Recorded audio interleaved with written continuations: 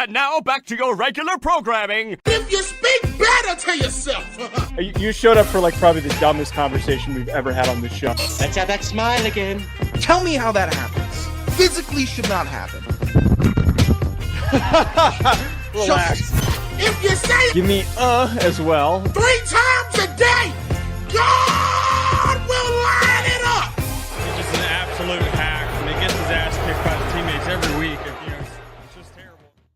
Welcome back to Hack City. Joe DeLeone, Sean Anderson, a Mr. Sean Anderson that hates his roommates. Today we are going to be doing our first full betting show live. We're going to do this live every Thursday that we can. Actually, there's only really one weekend that we're traveling, so that shouldn't really get in the way. We're going to be doing college football, NFL bets for this week. But I say Sean hates his roommate because he won't go on a Tinder 2-man with me. Oh, God. I have sent him multiple invites on Tinder to accept the 2-man feature. If anyone hasn't used this before, it's a fun, nice little feature. Why won't you do it? Why won't you do it? Firstly, I was responding to a text briefly. I think of it. Great question. Are we presented by FanDuel? Oh, we are presented by FanDuel. Gotcha. Yes, thanks. Okay, just wanted to get that out there. The Tinder 2-man. That's really interesting that you're trying to weave me into that. Because I remember. Who else would I do it with? You wouldn't do it. That would be the other option. Is Why not not? running a 2-man off of Tinder. They put the feature in there for a reason. That feature's been in there since we were freshmen in college. We were in the I think we tried in the it frat the first house. time. There were 3-mans that were getting run in the. You can do up to 4 people. Do you know anyone else? No, what do you mean? Who else are you? Who are you trying to link in on the third? I don't know. I think it's a good bit. I want to try. I'm not doing this because I think that there's going to be any success to be had. I actually am kind of counting on it to fail, but I think that would be a fun bit if we went on one of these. The limited amount of time that you and I both have in season, coupled with you want. So you're telling we're not busy every night. Friday nights are open.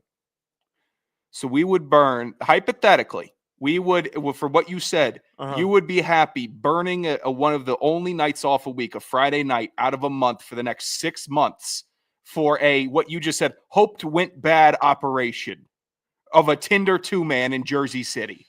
That's what you're trying to do? Well, I would hope it would be in the city, not in Jersey City, because then that would be, I don't. You think there's people in the city running Tinder 2-mans? I bet they're on dating apps that we haven't even heard about. Are you on Raya yet? I've been trying to get on Raya. Yeah, good luck, man.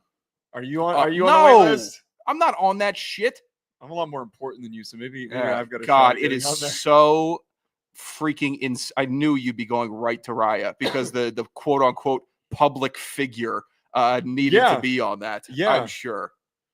God, what would it take for me to convince you to do one Tinder 2? Just one. It's just going to be a lot of work. I haven't been on that profile in like years. I'm gonna have to redo it, rebuff it, and I got to go over your profile to make sure you're not dragging my name down. I don't have anything in my bio. There's nothing in my bio. Who needs a bio on Tinder? And it's all pictures. Okay, so it's going to be just. You think that's inviting? You think two girls are going to see that no bio, 2 no bios, just pictures and say, "Hey, these guys seem fun." All right, what do I put in the bio then? I don't know. Is it a joint bio? Like, are we sharing a bio? That's actually a good question. I've only seen like a couple of. I think that if we have a joint bio, I would almost put out a poll to the listeners and let them fill in the joint bio. Let them description. write the joint bio. But if it's solo bios, then we're gonna have to do that. So we'll inspect that and get back to you. You fiends, you drama fiends. I did today on Hinge. Somebody had a prompt that said, I forget what it was. It was like something along the lines of like, go on a double date with me and my roommate or me and my best friend. So I responded, my roommate is 6'6" and single. So I've already offered. Appreciate that. I've already offered you up. Did they respond? Was there any? No, never responded. No? Okay. That was only a couple hours ago. I can't imagine that there's going to be an efficient response. So you were it was lunch. It was my lunch break. So okay, gotcha. It was the lunch break. You see, I'm never really putting it together what you got going on during the day, and now I'm starting to figure out like how your days shape up. We normally pass each other in the mornings. Frantic, busy anger. By the way, I've been beating you. I've slowly. I know I was late today. Yeah. I like catching you when I'm past the train tracks. Yeah. But I was definitely. You You gave me building like today. a little nasty jab this morning, and I was not quick enough to get back to you. Buy more coffees in the morning with a coffee maker here. Buy more coffees in the morning. I'm doing it. I'm trying to get some steps in the morning. I've noticed when I get up and I get out and I go for like a 20-minute walk, I'm a lot more productive in the morning. That's my jerk store, by the way. Okay. That's what I was sitting on. I was literally walking down the stairs like this asshole. What were we just talking? Oh, you're talking about your assessment of my day. Yeah. Okay. So yeah, wake up, gets a coffee, comes back, does some work, yells, slaps his feet a lot. Yeah. And then I'm assuming that you're already tapping into another cup of mud after your previous cup of mud in the morning. Yeah, you're probably 2 cups before 9. I use the cup. I usually get the extra large at Starbucks, and then I go downstairs and I get a free cup of coffee from the machine down there. So yeah, I'm that's like probably 5 cups of coffee. 5 cups of coffee before 9. Are we saying? No. Before like 11:30. Okay, before 11:30. So you're probably just grinding again, slapping your feet, coughing, yelling. Yeah. And then noon, I guess that's horny time, where you decide to eat beef and then get on Tinder and say, "All right, well, I guess this is where my dial clicks in, and I gotta start sending out flyers, and then back to work after horniness." And yeah, there's then, good 15 minutes of horniness, and then we go back to. I'd almost like to do a data analysis of your first content after lunch and weigh that against all your other content and see if your bricked up testosterone is making that any better or worse. I would argue it actually ends up being really distracting swiping, because then it's just like a consistent reminder that I'm like not getting laid. Yeah. And all the people that aren't going to respond to me, that's pretty much what comes out of it. We're not here to solely, obviously, just talk about me and my horniness during the middle of the day. Let's get into the bets for today. All bets are going to be placed through FanDuel. Any odds that you can get, head on over to FanDuel. Last week, when we did college football, Sean went 0-3. Shocker. We're back to normal. Last year was abnormal. Your boy went 2-1. We hit on Utah. We hit on South Carolina. Didn't get Texas. Sean missed on Alabama, Notre Dame, and UNC. I told you not to bet on Notre Dame. Look, okay. I told you not to do it. Look, man. Look. Asshole. I don't know. I'm not going to go on a big tirade today about that team because I don't know. I'm sure you yelled about it with Ryan. I'm sure you've yelled about it with Blake. About that specific game, we haven't done we didn't have the full reaction given our tape time. Why was it 10 carries? Why did he get 10 carries? Because I can't get properly mad at a bet if they're fully executing as they should. The problem, or if they're not. The problem was Denbrock called too many RPOs and CJ Carr threw when he wasn't supposed to on most of the RPOs. So they had scheme touches for Jeremiah Love, but they're trying to free him up with the RPOs. But at a certain point, you got to just give the kid the ball. If CJ Carr is throwing picks because he is throwing when he's not supposed to be on a screen RPO, you need to just call inside zone. You got to just hand the ball up the middle to your fastest and most electric player. It was overthought. The entire game plan was overthought. The assumption was, eventually it'll open up because they're going to think that every handoff is going to be to Love and we're not going to be pulling it. Right. It was a lot of overcalculations, but the anger that I had with discussing it with Blake and with Ryan it's a completely different conversation with you because I told you not to bet. Well, you got angry with me on the timeline for some reason. I deserve none of that. You also tweeted that you had blind confidence in Notre Dame. You don't understand how confident I was. I was so confident. I almost bet on the Falcons this week out of spite. I almost. That's just a bad bet. That's not even Jinxtown. No. That's just a bad bet. I almost did it out of spite. Well, did you enjoy the game? Did you enjoy Miami? Nah, it was fine. Stadium's still not loud. I stick with that. I don't think it's that loud of a stadium. Were you getting rained on? Because it looked like everybody was We had a little bored. bit of overhang, and it stopped midway through the first quarter, so we were fine. All right, we got to get into the best. Sure. My first bet. You always do this. I always say my bets 4 times over during my weekly spots that I do. I'm not letting you take my bets anymore. What do you mean? I'm not letting you take It's a totally different show. This is not carryover bet time. What are you trying to do right now? You wrote down the same first bet that I have, and I'm not. But I wrote it down first. I don't care. We have the same bet. No, we don't have the same bet. I wrote mine down this first. Is one of my favorite bets of the week. I'm not giving this away to you. Joe, you know how many of my favorite bets you had last year for NFL and college, and I just picked other bets? This is a new year. This is no. These are the same rules. I'm not letting you job this. Okay, we needed to determine some sort of a way for who gets to pick first. Should it be who has the worst week the week prior gets to pick first? Because we never established that. It was usually just a rush job. Whoever rushed in. It's whoever wants it more. 100. If you're not the lead dog, the view don't change. Okay, so that's how I'm operating. And last year, if you were in the rundown first on the day, then you had your bets in. I don't like that. Hungry dog, man. Hungry dog gets his bets in first. Fuck you. What do you want? Fine. Okay, you stole this from me. You're Joey Football. You should have the depth of. You should have an depth of knowledge of all these bets. These picks were out on Tuesday for me. I placed these bets on Tuesday. This bet was one that I was locked in on Tuesday, and you just wrote it down before I could in the document. Whatever. Explain your bet. Explain Ole Miss minus 10.5. Per the document, I did have Ole Miss minus 10.5 versus Kentucky. Kentucky blew dog last week, and Kentucky looked soft. They looked slow. They looked unprepared for the season. Ole Miss dropped 63 as they should have against a much weaker opponent. Kentucky didn't. They're vulnerable. They're a lackluster team in the SEC. Where's the momentum for Kentucky? It's not there. Ole Miss, they lost their golden boy to the NFL draft, who's going to be a stud quarterback in the NFL, and he's probably going to be starting by week 5, and he's racking up a bunch of wins and a bunch of picks. Like, that's what we're looking at for Ole Miss. But they still have it. They still have Lane, and Lane can go and beat Kentucky by more than 10.5 at this point in the season. Kentucky normally likes to creep up on you later and say, oh, well, we're still, practicing and we're still good. Ole Miss, more talented, better team than Kentucky. Kentucky shit the bed last week. They're not bouncing back against a better team.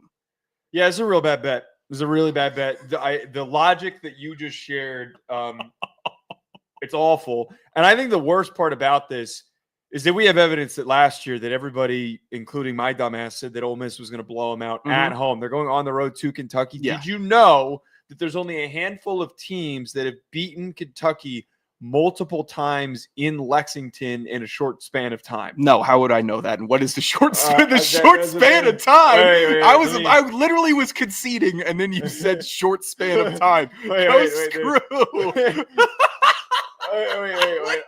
That was a bad stat.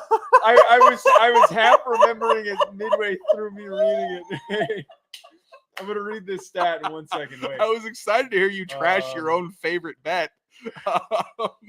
Wait, where is it? No, that's not it. So, with this pause, I'm just going to rule this as a good bet unanimously across the table. No. It's not a good bet. There's a lot of reasons why this is a bad bet. If I could find the goddamn, where did I have it?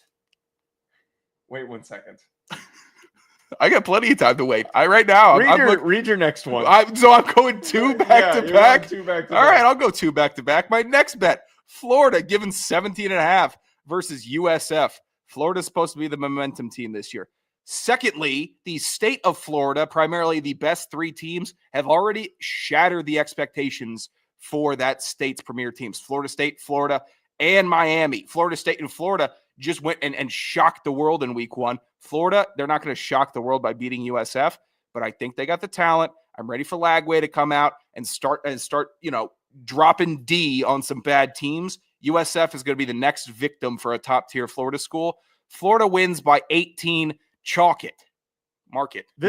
This one, I will admit, I don't understand why this line is as close as it is. There should be a much larger degree of separation between these two teams. They're absolutely this line not being like 20, 30 points is astounding to me. I think a lot of people got all geeked up on Byron Brown just looking for, and he's a great player, but we're going to learn real quickly why Florida is is one of the most underrated teams in the SEC. I still haven't found the stats, so I'm going to read my next. I had it in an article. I can't find the damn article that I had. My first bet, though, Missouri minus 6.5 against Kansas. I said this last week with my Baylor bet, and it hit, and I think the logic applies. By the way, you didn't turn my light on. The logic applies still for this game. You had a team with an advantage on both lines of scrimmage that out-physicaled a Big 12 team. And in this circumstance, you've got a Missouri pass rush that's very gifted and explosive, very underrated. You've got a solid offensive line. It's not as good as Auburn's, but it's a solid offensive line. I do not think that Kansas has the physicality up front to go toe-to-toe with Missouri in this game. I think they're going to slow the game down. They're going to run the rock with Ahmad Hardy and Bo Pabula. They will win this game by 7 or more points. There is a stark difference in the most important area of a college football game. Okay, I'm fine with that. You want to give your next one here, pal? Yeah, since I'm too deep already. My next one, if fucking stat that he's crashing up. I am a little bit because I had it. I don't know where it freaking went. What I was going to say though, my second bet that I really like this week is Baylor plus 2.5 versus SMU. I don't think that this SMU team is as good as many people have made them out to be. I think that this is a direct line of disrespect to Baylor, who has a very explosive offense, but didn't play well against Auburn for all the reasons that I just highlighted for why the other bet, the opposite bet, hit for me last week. SMU also lost a number of their key defensive players. They lost Brashard Smith at running back.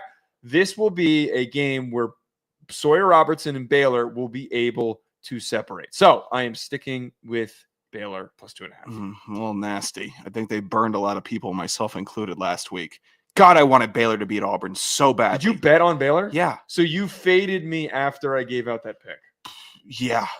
I don't like Hugh Freeze. I don't think he's a good person, and I bet against him. And that is something that I will do. And I won't weigh that in if I'm ever doing an anti-Auburn bet. But in my personal life, I will be emotional and bet against that doofus. My final bet, I can't. You know what? All right, you get your lick back because I'm so stupid I didn't put in your last bet, your auxiliary bet into mine. That's one that I put in for another show tomorrow that I'm going to discuss. I don't know how I missed it. Texas given 36.5 versus San Jose State. What's it feel like getting embarrassed with your golden boy on the biggest stage? Literally the biggest stage anybody's ever seen for a week 1 kickoff. 16.1 average, peaking at 20 million, big noon on a Saturday. Your team goes out there, drops a dud right in the dirt against Ohio State and Ryan Day's smarmy ass. Well, you go beat up on a cupcake like San Jose State. Is fine, but they're not Texas, and they're not Texas starting their revenge tour, starting that everyone's against us. Just you can already see it. I could already feel it formulating that. Oh well, we just got to get back to Ohio State, and everyone's counting us out, and everyone's counting out our quarterback. Well, he was built up too high, and now we're starting another track of irresponsibility in the narrative for Texas. But no matter what, it's still a football team. There's still football players that have caveman minds. I'm one of them. I understand that motivation to go out there and bounce back. They smoke San Jose State. It probably ends up like 60-14.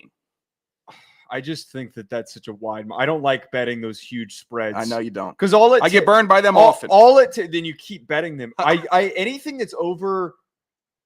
Anything that's 3 scores or more, I am always fearful of a team completely kicking the shit out of an opponent, especially a lower level opponent. Yeah. And then just pulling off the brakes. Yeah, the backdoor cover is the worst feeling that you'll ever have in football. Sometimes you'll have walk-ons in a game like that, and they just get completely cooked in one touchdown completely. It's just too volatile for me. The statistic, I found it. Shout out to Zach Berry of A to Z Sports. Since 2001, since November 1st, 2001, there are only 3 programs that have won multiple times in Kentucky's backyard. Vanderbilt, South Carolina, and Tennessee have all won twice in the last 4 years. So that was what the stat was. The last 4 years, nobody has won multiple times in Lexington. Outside of those 3 teams. Outside of those teams that I just named. There is a very select grouping of teams that have accomplished. You look me in the eyes and you tell me I should be worried about Kentucky. I think you should be. I think that, as we knew with Incarnate Word, Zach Calzada was a tremendous quarterback, and he's going to be able to get the boys ready.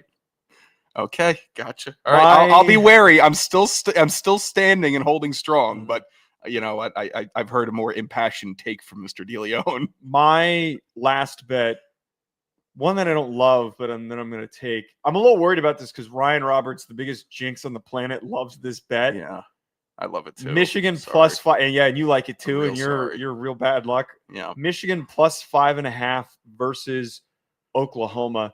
I'm going off of the fact that there is a lot of scary reshuffling happening already with their offensive line after they played Illinois State.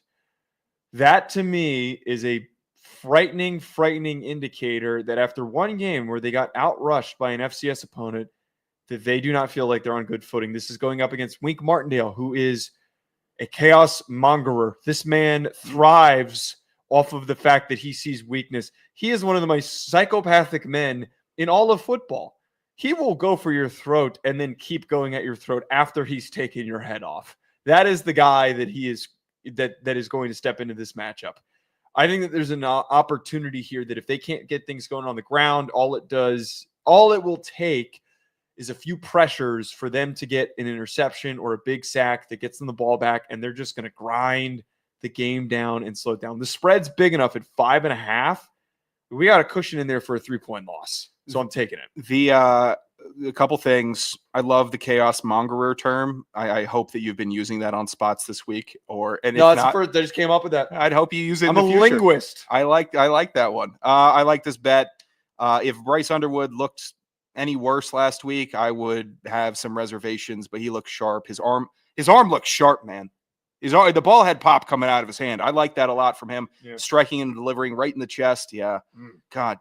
Yeah. All right. Fine. That's going to be a win. That's going to be a win. I'm going to lose all 3 bets. I just know it. I can't wait for you to lose all 3 bets. All right. Before we get to the NFL, I want to share with you folks where you can't lose, which is with Delete Me. As I've talked about before, having the fear every single day that someone's going to hack into one of my accounts or that someone's going to get my personal information, having a resource like Delete Me puts my mind at ease. I'm a very anxious person, as Sean knows. So when you can remove some of that anxiousness, it makes things a lot better over things that you can't control. But you can control with Delete Me, who does a fantastic job of making it easy, quick, and safe to remove your personal data online at a time when surveillance and data breaches are common enough to make everyone vulnerable.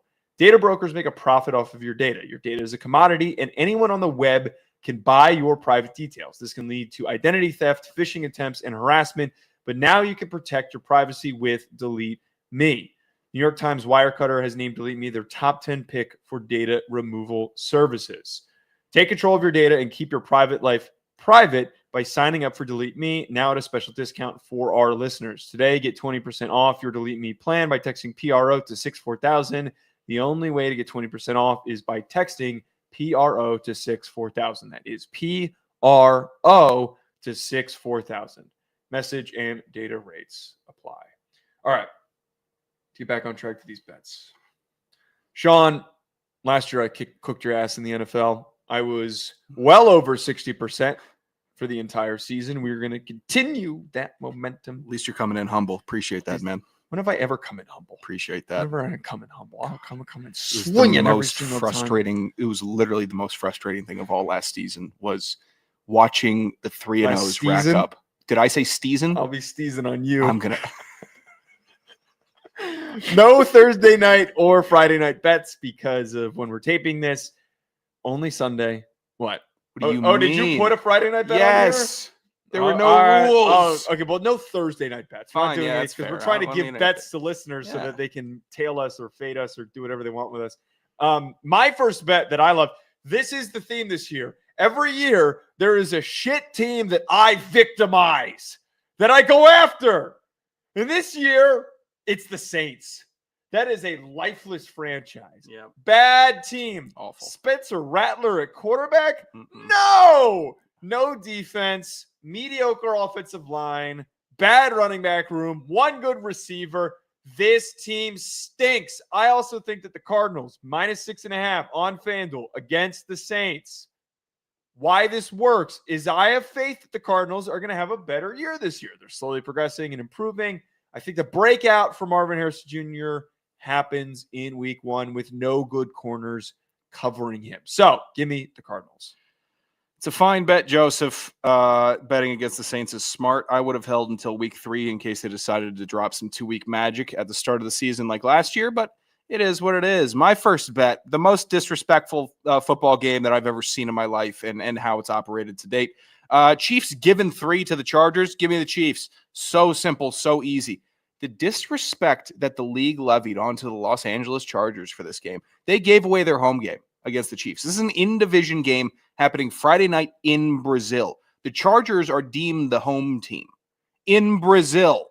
They play the Chiefs again this year in Arrowhead. This is disrespectful as shit. The Chiefs are a better team. It's Patrick Mahomes just rocking it. The Chargers flying to Brazil, no home field advantage. That's terrible, terrible aura hanging over this team. And also, if man doesn't get a vote of confidence in week 1, Justin Herbert this, Justin Herbert that. He's not better than Joe Burrow. Stop putting him above Joe Burrow in your power rankings. Chiefs are going to humble the Chargers. Maybe Omari and Hampton does well enough. We get to see some flashes. But the Chargers also lost their left tackle, Rashawn Slater. That's going to hurt them all season. So the Chiefs have the advantage. They're the better team. Chiefs given 3. I think I placed this bet, but when man wins this game, you are going to be regretting it. My next bet, Bears plus 1.5 against the Vikings.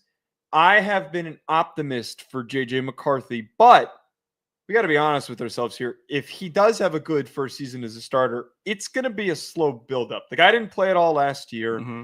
He had very limited number of college snaps under his belt when he was at Michigan.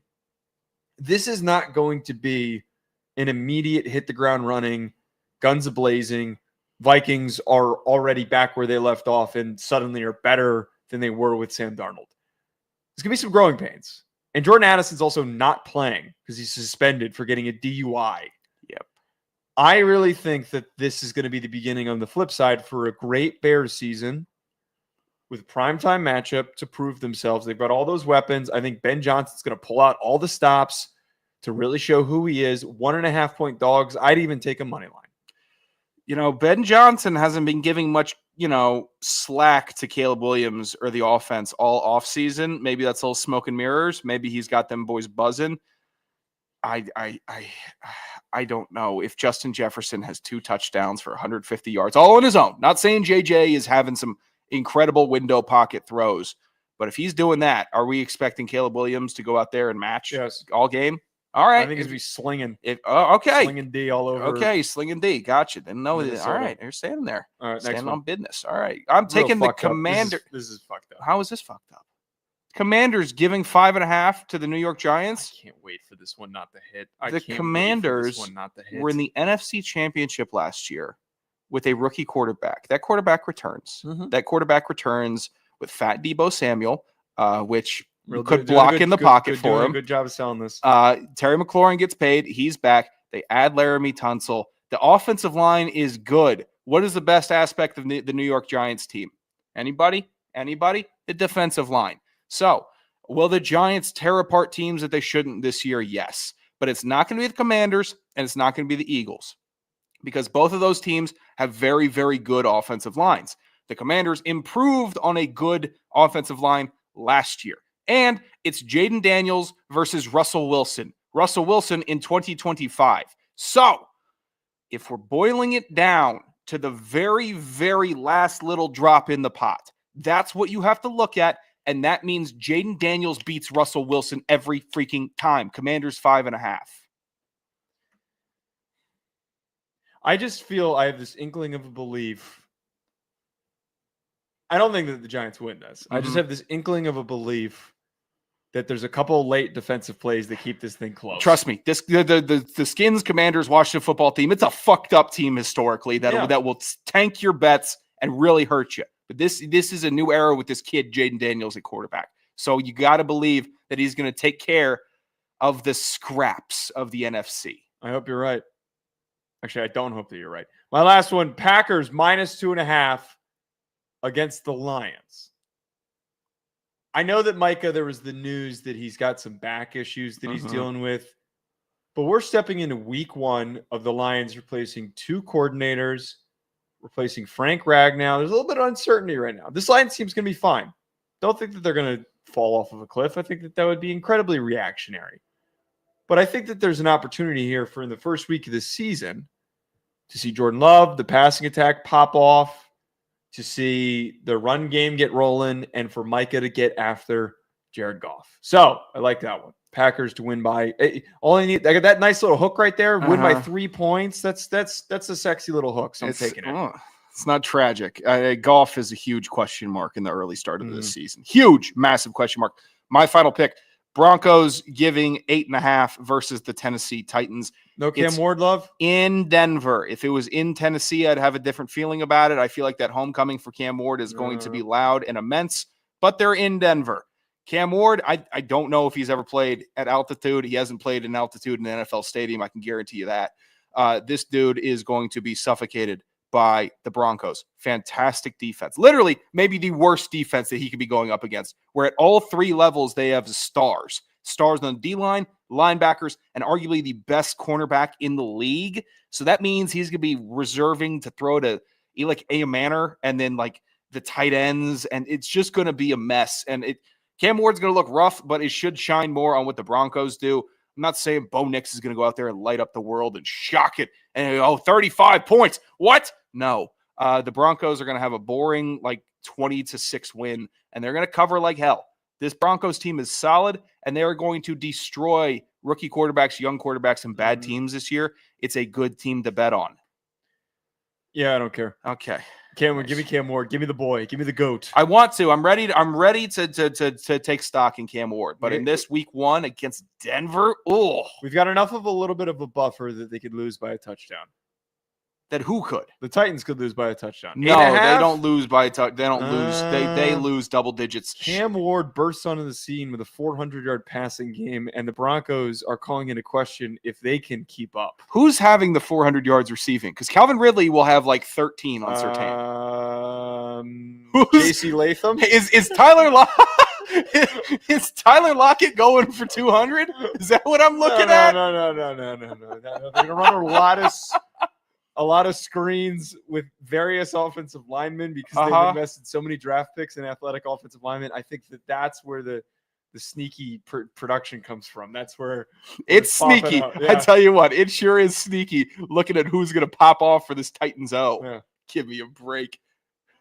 God, you're sick in the head. All right, if you like our bets, though, make sure to head on over to FanDuel. That's where we got all the odds and all the picks.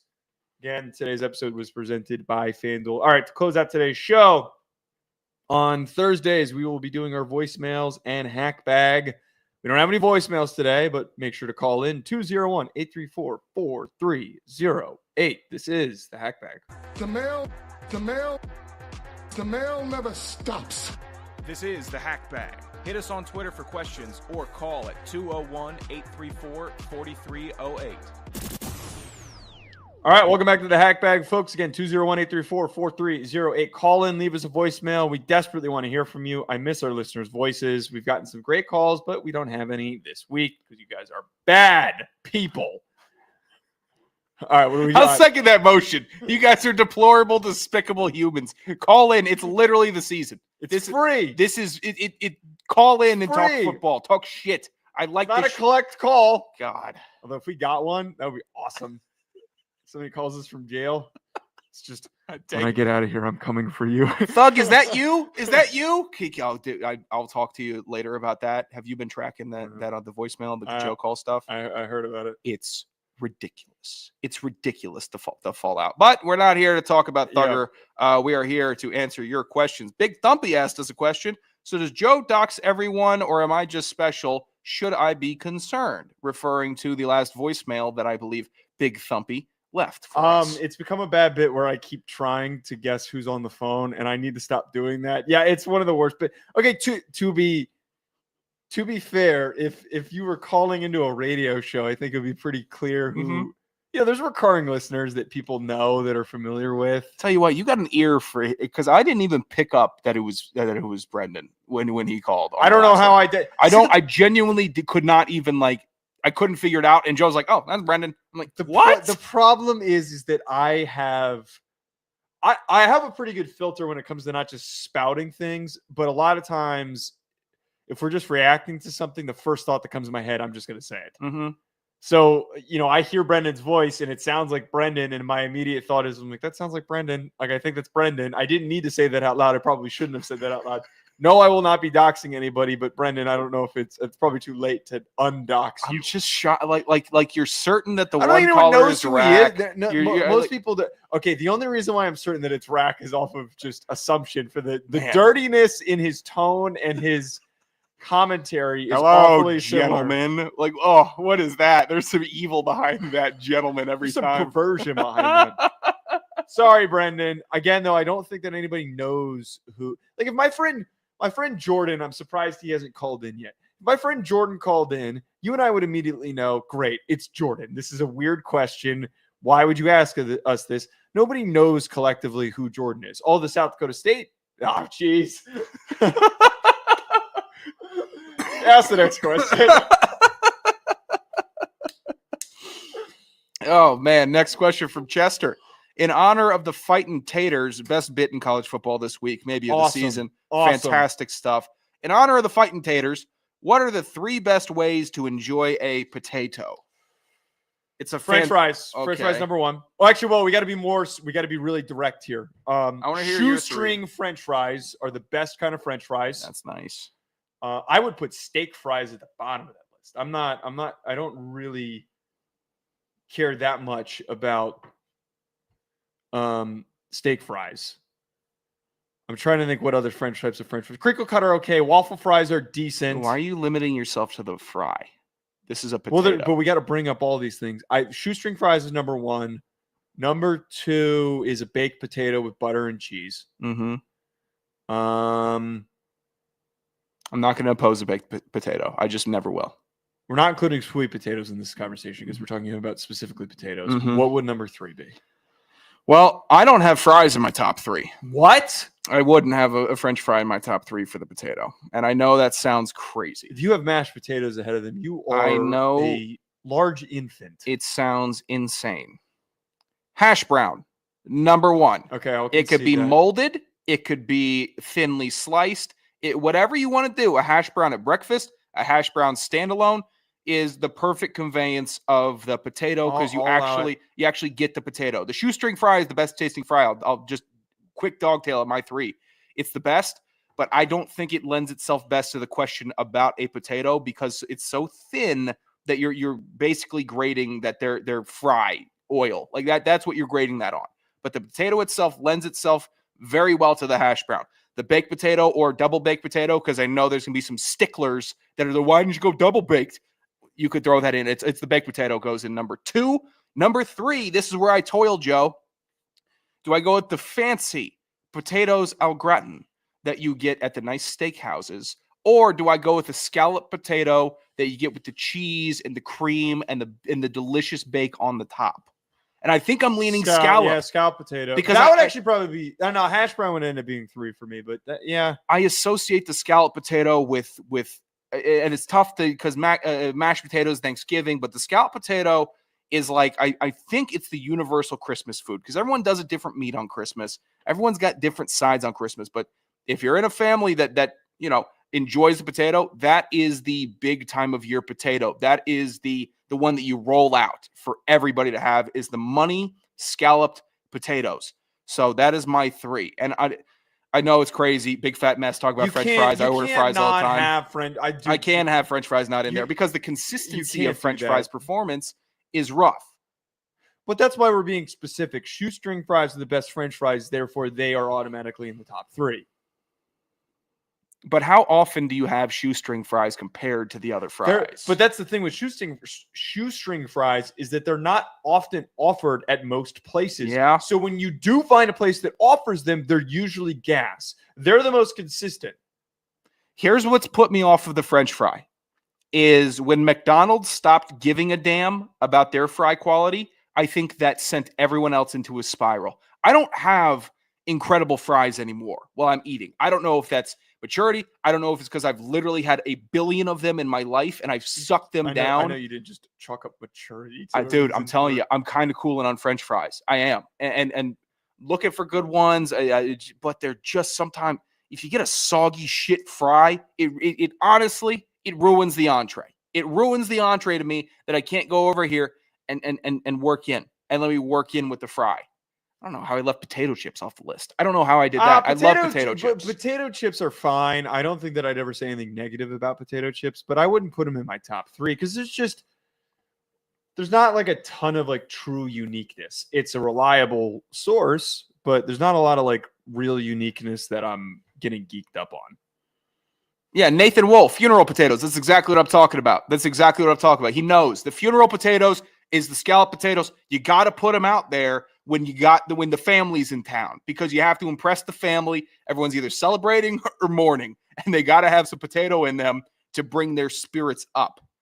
Hate a steak fry also. The steak fry, it's just a bunch of mushy potato. Yeah, there's too much inner potato compared to the outer crust of the fry. No, and the variance, the variance of the fry also. There's too much going on with it. Like the crinkle cut fry, that's bullshit. Over it. The potato wedges, potato wedges, no bullshit. Also, no. Yeah, there's little baby potatoes that you put in the oven. Those can be good if you're like trying to eat super healthy, but I wouldn't put that anywhere near the top 10. I wouldn't either. Baked potato with some bacon and some sour cream and some cheese on it and some butter. There's too much of it. I didn't hear you over there salivating. I was thinking of my next point. There's too many factors with the regular fry that lends me to put them in a top 3. But yeah, I think the hash brown's perfect. I genuinely think the hash brown's one of the best foods in America that we have. Yeah, no, and I regret not immediately naming them. So that's a fair point. And if we're going for the fast food, like I still believe that the McDonald's hash brown holds up as a 1-1 item in all of fast food eatery. Like I think it surpassed their McDouble. I think it passes a lot of other top tier fast food stuff. 13 of those in an hour, that belief is automatically erased. And it's not like it was like, oh, I ate too many of them, I feel sick. The greasiness was like enunciated for me. It's like all in the paper too. You're just like, oh, well, I told you this, they turned to mush. So I was eating mushy paper. Like I had to eat the paper during it. That was gross. You ate 13 of them? I think that was what I ate. It's not bad. All right. What do we got? Next question. No, that's our questions, man. Oh, these are our questions. Happy Pick Show. Ask us. Get involved, listeners. Get involved with at Hack the City number Pod on the bottom of the screen on Twitter. You see it. It's right there. Call it. Right there. Call it. Call us up. We're very inviting and welcoming. Yeah, we're yelling at our listeners to call. We're going on a Tinder 2-man for you guys. Yeah! Call the show. Yeah. Set that up. I still want to. Can we? We're gonna get off here in a second. Can we still do what I've been pitching for months now? The sit-in, or for year? I've been pitching it for a year, and then now that I'm single, I've been pitching it for the past month. Yeah, we should do the sit-in. Not today or anything, but like eventually. Yeah, we're gonna have to talk about. I'm excited to see what happens with you today in your situation because it's really one of the ballsiest moves I've seen. I'm gonna be back before the game. I had a roommate try to get me go out to a bar during the Super Bowl to go talk to women before. Okay, I would never do that. It's NFL kickoff. I'm gonna be watching the game. You think I'm gonna miss the game? I think there's a lot of people. I think there's a lot of men that have compromised their values for a little bit of that. So it's been 3 months, man. I understand. I got you. I'm not going another strange make a man go crazy. That's what I got going on here. This is the world I'm living in. Yeah, I'm ready. I'm ready for the guy to get it going. If you got to miss NFL kickoff, you have to. But give me back to some normal Joe. Or else I'm going to have to step in and start fixing you up. You ain't getting normal. Oh, I'll get you in and out. No. Jesus. Jody, get in the show. I don't even have to sign off. Go home. Perverted.